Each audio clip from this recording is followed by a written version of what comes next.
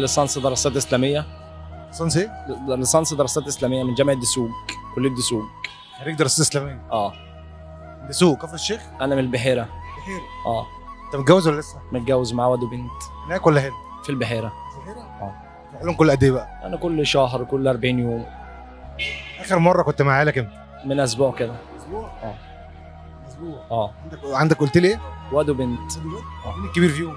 اروى. اروى. وانت ماشي كده اروى ما قالتلكش حاجه؟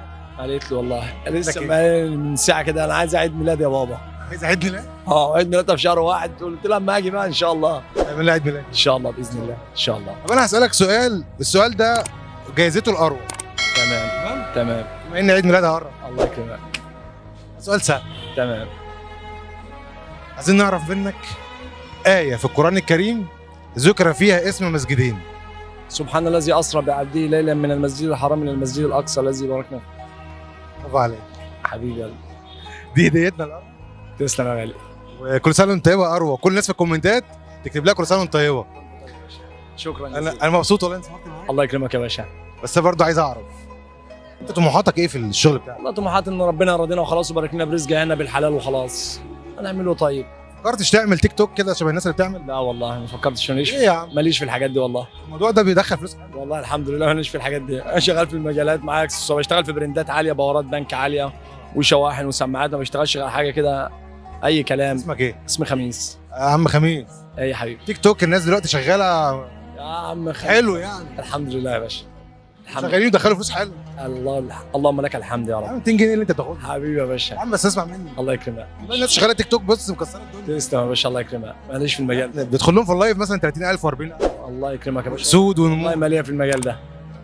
انا في مجالي بس اجيب شغل وانزل اسوق شغلي بس. انت جربت ولا ما جربتش؟ لا ما جربتش خالص. تجرب؟ لا. مش عايز. مش عايز. ليه؟ حبيبي مش عارف، ما بحبش المجال ده. ما بحبش المجال التيك توك ده. ولا بتشوف الناس بتاعته عامله ازاي؟ والله بشوف الناس يعني حاجات كلها اي كلام. اه. اي. انت مفكر ان انا بقول لك بجد اشتغل تيك توك؟ لا. الناس اللي هتشوفنا هتفكر ان انا بجد عايزك تشتغل تيك توك. الله يكرمك يا باشا. احنا عايزين بس نوصل رساله. الكرامه والمبدأ والرجوله مش سهل على الناس يعني. عايزين بقى دعوه حلوه بجد لأروى ومحمد، ربنا يكرمهم ويوسع رزقهم ويوسع رزق ابوهم اللي بياكل بالحلال وعايش بالحلال، مش بيستسهل وما بيدورش على اي حاجه سهله يعني. طموحك ايه؟ ان انت تعمل ايه لنفسك؟ طبعا تعمل لي ان انا نزور بيت ربنا وخلاص، ازور الكعبه واروح للرسول عليه الصلاه والسلام. هي دي طموحي في الحياه، وربنا يبارك لي في اولادي ويرزقني برزقهم يا رب. طموحك انت تزور الكعبه، بالظبط تعمل كده. عمره او ايوه اعمل عمره وربنا يرزقني برزق عيالي بالحلال. طموحك تروح تعمل عمره. ايوه ان شاء الله. ان شاء الله هنطلع الحج والحجه وبعد كده انا بعدها ان شاء الله باذن الله.